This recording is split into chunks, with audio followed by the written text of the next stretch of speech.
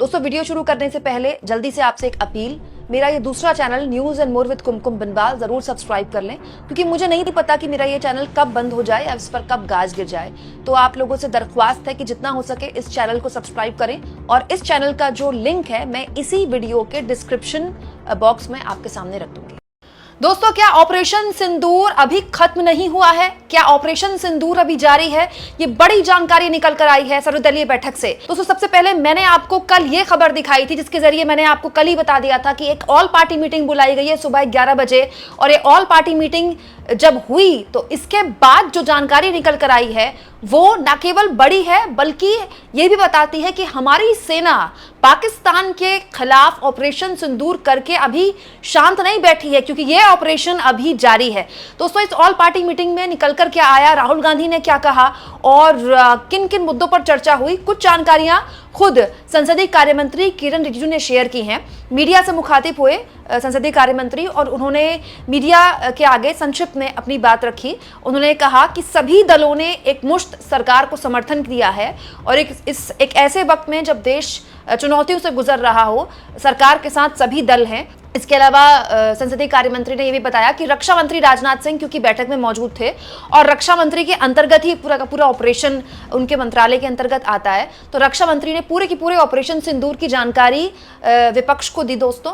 और विपक्ष ने कुछ और सवाल भी पूछे यहाँ पर, जो कि बाद में कहा गया, प्रेस कॉन्फ्रेंस में कहा गया कि सारी जानकारी दी गई लेकिन पूरी जानकारी नहीं दी जा सकती, क्योंकि रिजिजू ने यह कहा है कि operation Sindoor is on going.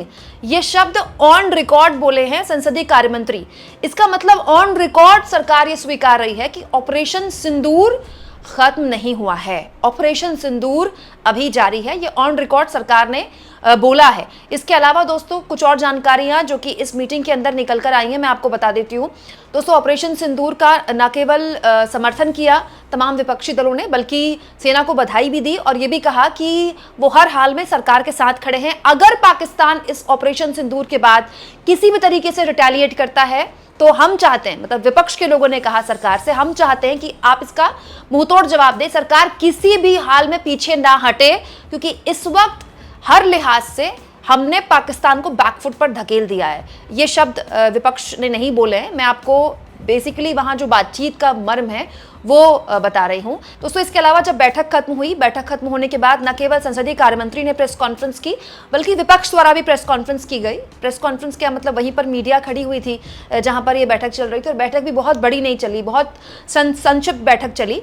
तो जब विपक्ष के नेता बाहर आए तो मल्लिकार्जुन खड़गे ने मीडिया से बात की और उन्होंने बताया कि हमने सरकार को फुल सपोर्ट किया है। और उसके बाद राहुल गांधी भी बाहर आए और राहुल गांधी ने भी ये कहा कि हम सरकार के पूरी तरह से समर्थन में हैं और जो भी सरकार करती है हम सरकार के साथ हैं। लेकिन मल्लिकार्जुन खड़गे ने भी यही बात बोली और राहुल गांधी ने भी यही बात बोली कि मीटिंग में डिस्कस की हुई बातें हम बाहर आपको नहीं बता सकते। एक जिम्मेदार नागरिक और एक जिम्मेदार नेता के तौर पर, एक परिपक्व नेता के तौर पर, जिस वक्त देश को इसी एकता की जरूरत है, राहुल गांधी, मल्लिकार्जुन खड़गे सहित पूरे इंडिया गठबंधन ने वो एकता दिखाई है। न केवल चुनौतियों का सामना करने के लिए एक एकजुटता दिखाई गई तमाम दलीय राजनीति से ऊपर उठ के, बल्कि वो बातें जो मीटिंग में डिस्कस की गई हैं ऑपरेशन सिंदूर के लिए, उसकी जानकारी भी नहीं बाहर साझा की गई किसी भी नेता द्वारा।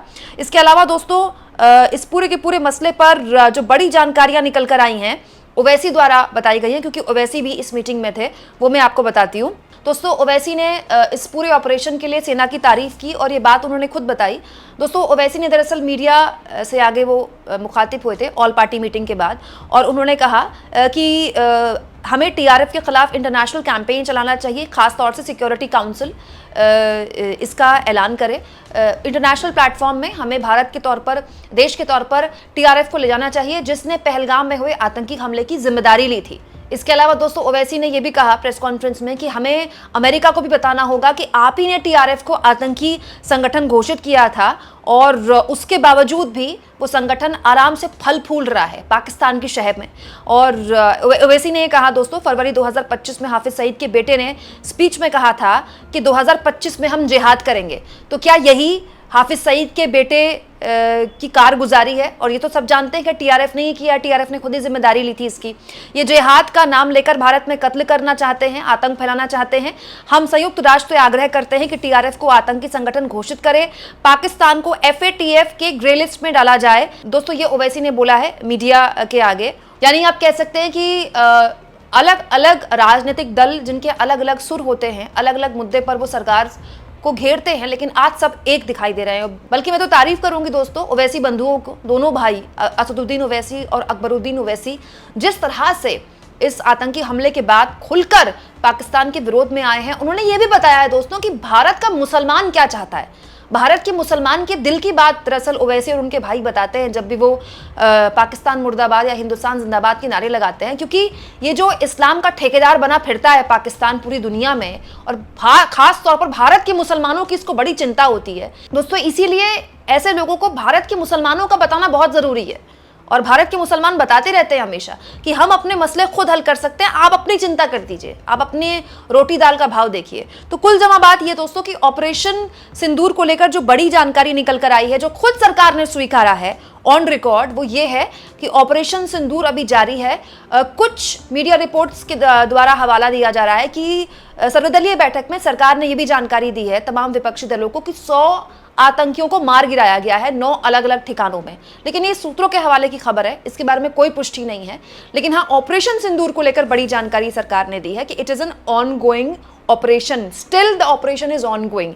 इसीलिए दोस्तों मेरी बार बार आप लोगों से गुजारिश है, इस बात का बहुत ध्यान रखें कि अगर आपके इलाके में कोई भी सेना की गाड़ी जा रही हो, उसकी कोई भी आवाजाही हो रही हो, तो उसकी वीडियो शेयर ना करें दोस्तों। इंस्टाग्राम में बहुत से सोशल मीडिया हैंडल्स को मैंने देखा जो अपने शहर से गुजर रही सेना की गाड़ियों की वीडियोस शेयर कर रहे हैं, इलाके में लोकेशन बता रहे हैं। ध्यान रखिए दोस्तों, दुश्मन हम पर नजर बनाए हुए है। साथ साथ में पाकिस्तान और आईएसआई पिछले 15 दिन से, और अब तो और ज्यादा ऑपरेशन सिंदूर के बाद, भारत के सोशल मीडिया में एक्टिव हो गया है।